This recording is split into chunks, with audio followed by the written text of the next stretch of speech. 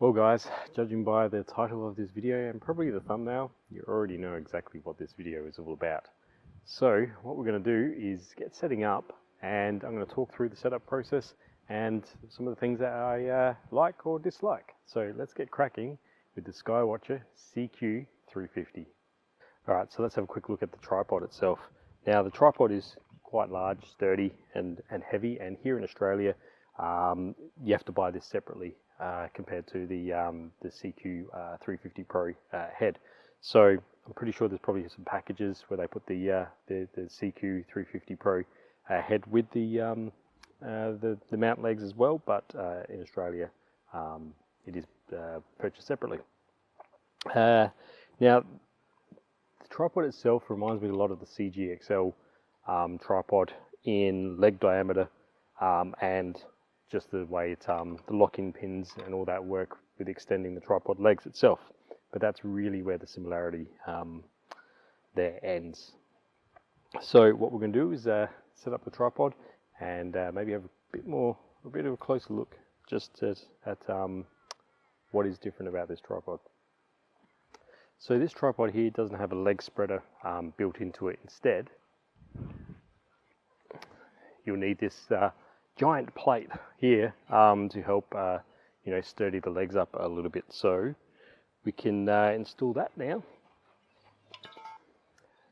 Now with the plate installed here, the tripod does have a fairly large footprint, I feel, compared to the CGXL tripod legs. So yeah, it's probably going to give you a nice, also sturdy base as well, being the legs are nicely spread out. Now on top of the mount itself, we have a bubble level, which is really handy for getting our levels nice and flat, as well as we've got some Teflon coating across the top here, so that's going to help with the mount adjustments, and also a center pin as well. Alright, so one of the things that I've just noticed is that with this center shaft here, obviously it's going to come up, and you're going to have to screw this into the head itself to keep it nice and secure on the mount. Now you can't do that with the leg spreader plate already installed. So yeah, that's one thing I've sort of forgot a little bit in my times. Now I've mostly used Celestron mounts like the AVX and the CGEM, and all those have this sort of setup where you screw another bolt in the center of the tripod shaft here, and it secures the head onto the tripod plate itself. I haven't had that for quite some time, so this is bringing back some fun old memories. Alright guys, here we have the SkyWatcher CQ350 equatorial head now mounted onto the tripod. How did I find it? It's probably not as simple as what I'm used to. However, once I adjusted everything here, I tightened it all up underneath to pull the head down onto the tripod. You can't tighten it up too tight. If you do that, then the head itself isn't probably going to turn as easily when you need to make some adjustments. You can still can. So I'd say just tighten it up firmly. We've also got these two Allen key bolts that go in from the top to secure the head to the mount a little bit more as well. Obviously you got your adjustment knobs on the front here as well as on the back.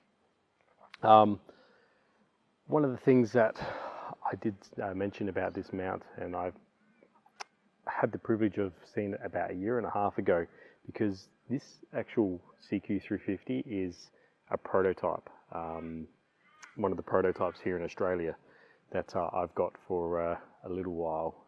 And one of the first things I mentioned was that your adjustment knob on the back here, when you turn it, you scrape your knuckles on the actual leg itself. So for those in colder climates, and you may not be wearing gloves, your hands are going to be a bit cold. When you turn it and start scraping your knuckles on the tripod here a little bit, it might be a little bit painful. But it's a large enough knob to adjust, but like I said, it's just the it's just a little bit too close for my liking to the actual tripod leg itself. It would have been nice if maybe the head itself was slightly adjusted so you could have the knob sitting about here, and then that would make things a lot easier to operate, because I don't think you can actually move the pin itself to a different location to be able to do that. Now, not everyone's going to be using the tripod legs. They're probably going to have their own pier set up, so if they've got their own pier set up, then this probably isn't going to be an issue at all for them. Alright, so that's the counterweights installed. Now, one of the things that I want to pass on from previous experience is that for those that are new to astrophotography, you don't really, I'm going to place my hand here like this, you don't really want to be placing your fingers in between counterweights that are slightly spread apart. And I know that from experience because I've almost taken, well, I sort of took myself to hospital because I absolutely crushed one of my thumbs in my old Celestron CGM mount. Now, that was to do with something slightly a little bit different, but it's still counterweight related. So a little tip for you guys out there, make sure your counterweights are nice and secure before throwing your fingers in between them, just in case, because it does hurt.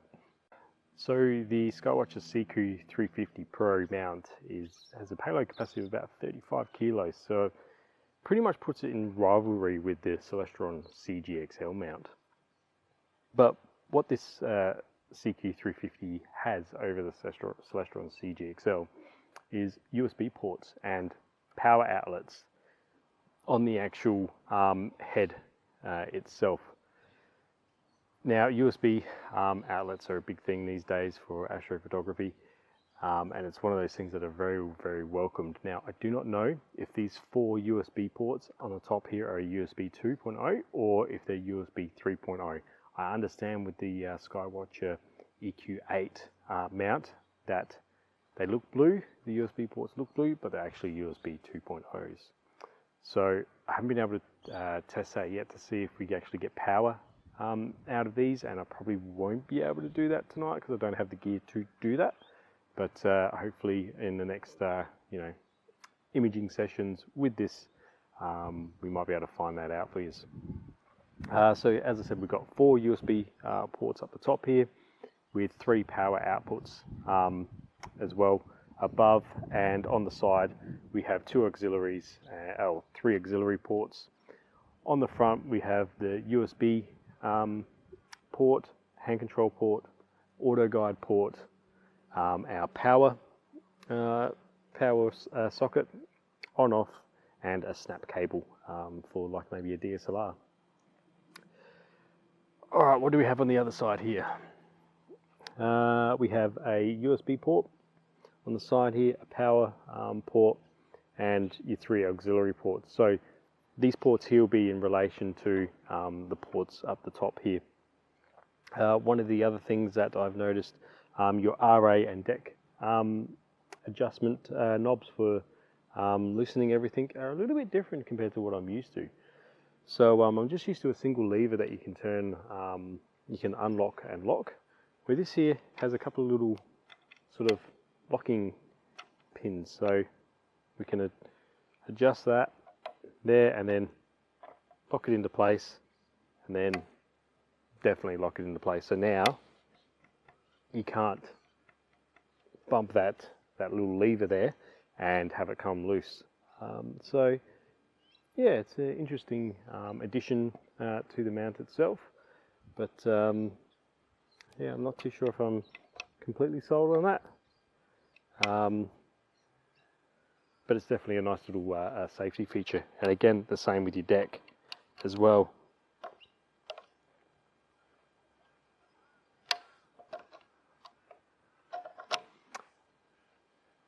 And when reviewing mounts and equipment, I do like to try and give you my honest opinion on these items, because let's face it, you guys are probably deciding whether or not you want to actually buy one yourself. So I try to do the best I can and giving you as much information as I can to do with the mounts, but I'm no expert at reviews. One of the things that I do want to mention, and that it's something that I don't like with my mounts, and that's cables moving around. So with the, and I'm going to use this as an example, with the CGXL that I also own, my power cables and everything can go into the back where there's no movement at all whatsoever, and then they can come up through the mount itself. Now, I have modded that a little bit myself for that to happen. I also did that with my old Celestron CGXL mount too. One of the things that I don't like is cable snags, and I have had a lot of them in the past, and I'm sure you guys out there probably had cable snags yourself. So trying to reduce the amount of cables moving around all over the place is a very big, it's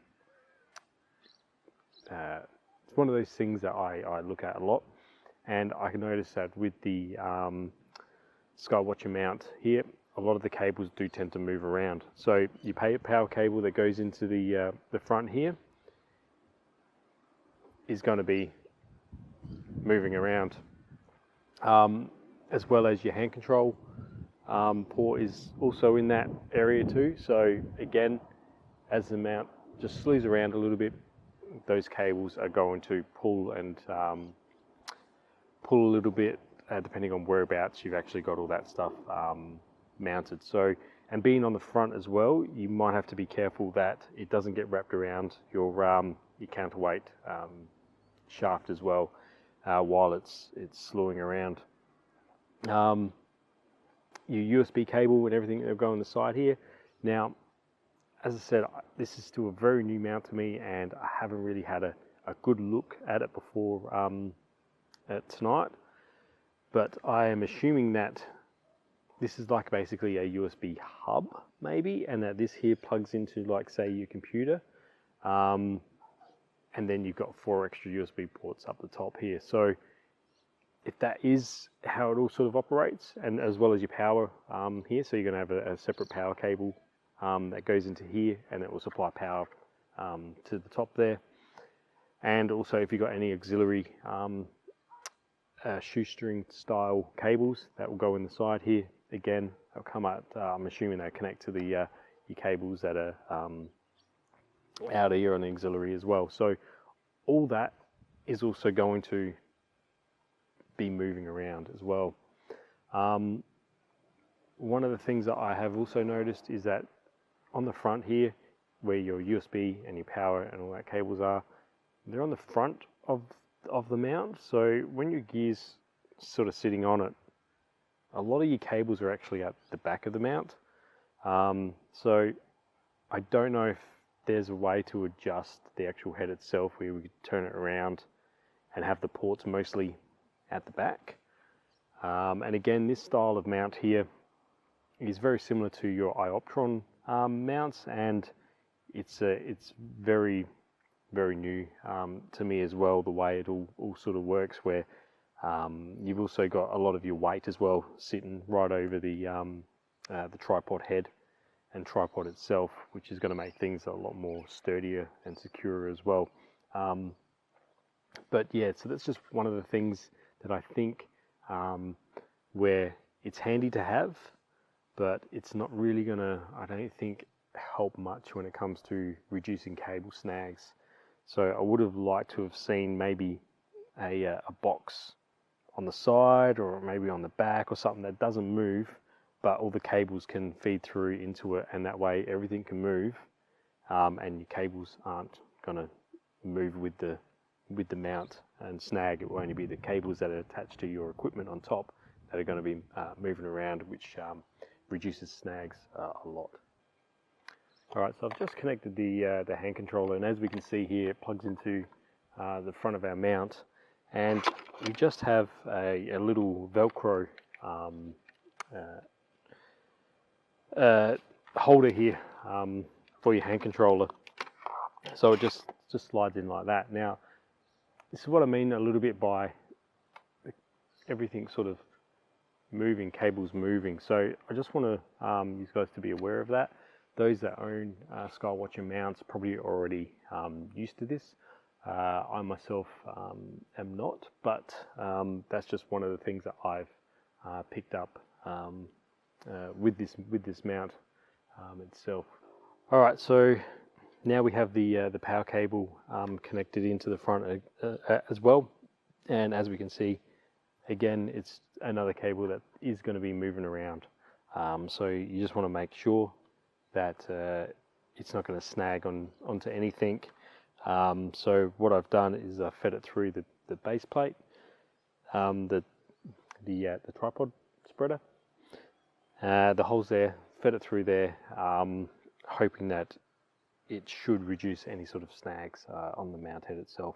Now, if you do own a SkyWatcher mount and you do have cables that do move around, like power cables, hand controller cables that are on your mount head, let me know in the comments how you go with feeding cables around the place, so that way maybe anyone that watching this video and is reading the comments below can get a bit of an idea also on possibly how to reduce their cable snags.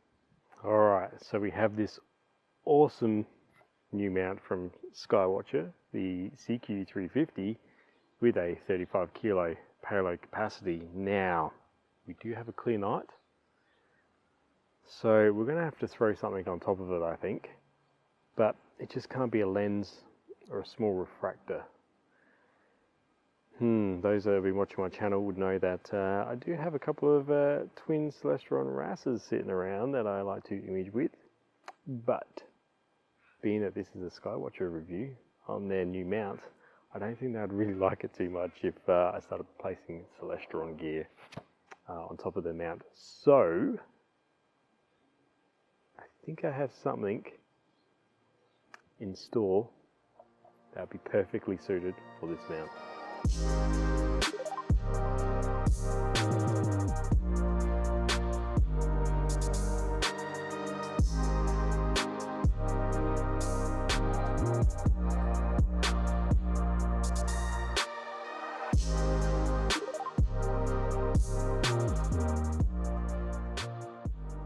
What do you think?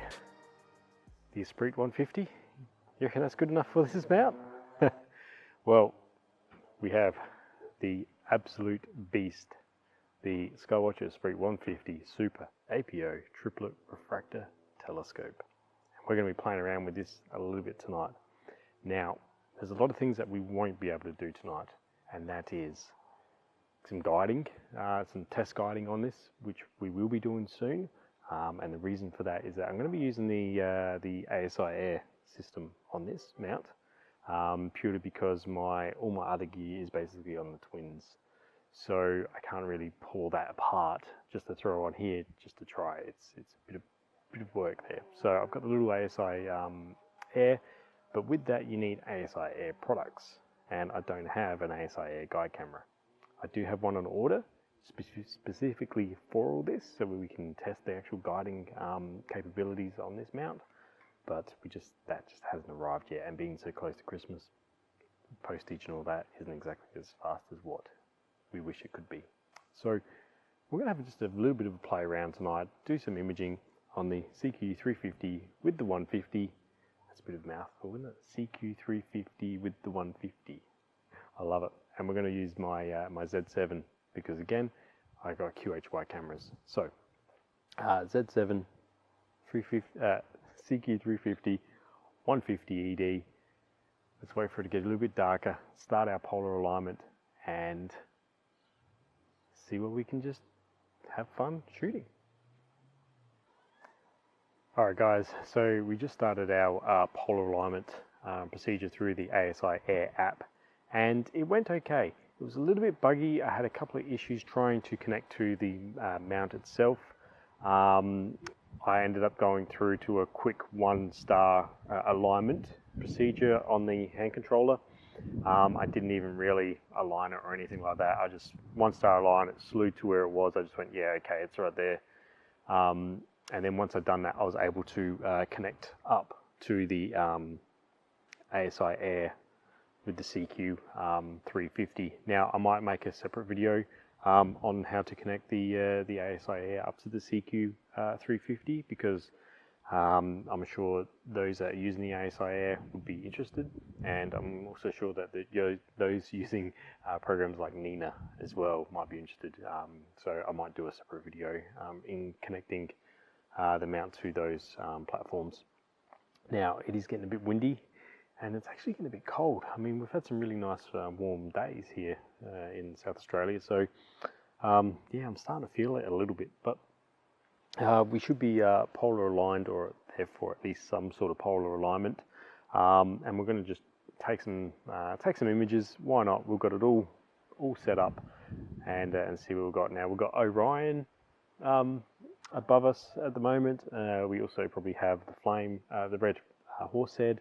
I do have a modded Z7, and the Seven Sisters. We might be able to reach that. I'm not sure, but there's a couple of targets around that we can image, and I'm just a little bit worried about the cables on the ASI Air to the front of the mount and hand controller. Like I said, there is a lot of room at the moment for snags. Now I might be able to use the USB connectors on the mount to reduce that a little bit, but at this stage I don't think I sort of can, and this is kind of like a first light, I guess, with this mount. So yeah, I'm going to fire off a few images, see how they go, and yeah, a bit excited. CQ350, SkyWatcher CQ350, and kind of a clear night.